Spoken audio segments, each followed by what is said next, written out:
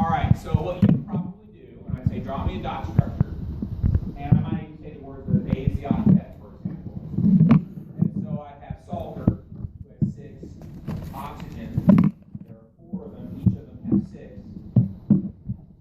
So that's what, 24? And then what do we do with this minus 2? So that's 32 total. Okay. 6 here, 24, and then I added 2 because it's a minus 2 charge. So I have 32. In fact, that was a quick question a long time ago. All right, so I've got 32 electrons. So who's probably going to be my central atom?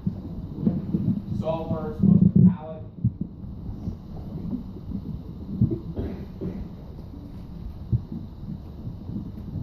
So I'm going to start making some electrons.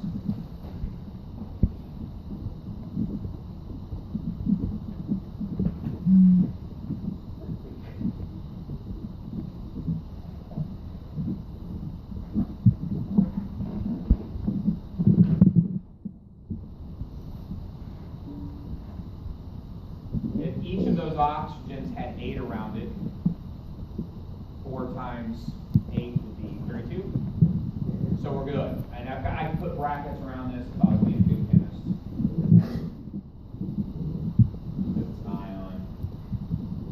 Something along those lines. Okay, that would be a perfectly acceptable dot structure, except it's the wrong one. Okay. Everything obeys the octet. Your brain tells you that's good. You've used 32 electrons.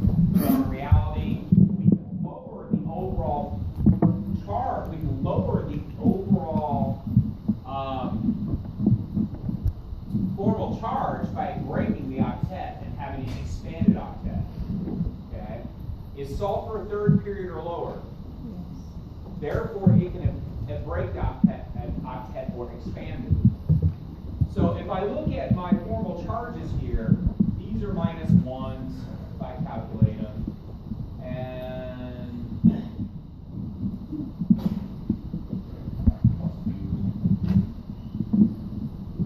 what's that? So I can do all the math for that, but I'm not going to do it. Okay. But by forming or breaking the octet, we can actually lower our formal charges.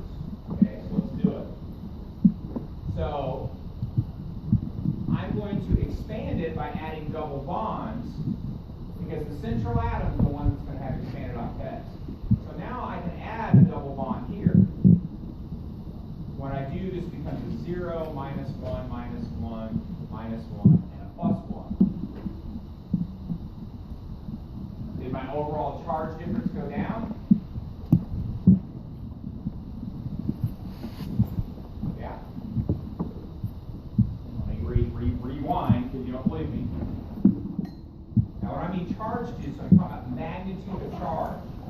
So I've got a plus 2 and I've got some minus 1s. So I've got a minus 1 plus 2 difference. Okay? That charge, the magnitude of the charge difference has changed. Now, by forming a double bond and breaking the octet and having the expanded octet, because now that sulfur in the middle has, instead of 8 around it, has 10, right? So it's expanded. My overall 0 plus 1, if I add up all my formal charges, they still equal minus 2. Okay? But my formal charges actually drop. I can even go further and expand it even further. So let's make another double bond.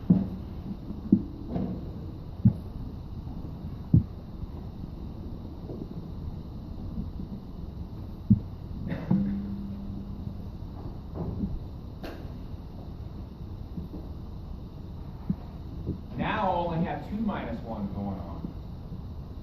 So I've even lowered my charge difference even more. So that is actually the most stable form of sulfate. Now, I don't expect you to make that jump. I don't expect you to look at sulfate and go, oh, this thing's going to break the octet. Okay? Now, what I might do on a test, and this is how I would word this question, so listen. I would say, draw me 2 possible dot structures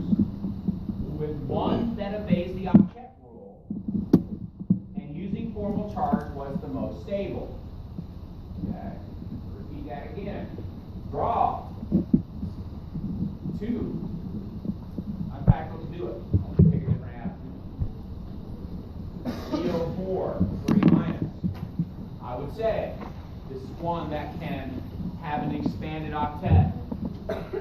I would say draw two possible dot structures. One that obeys the octet. Let's do that first. You draw two dot structures, one that obeys the octet. All right, so phosphorus.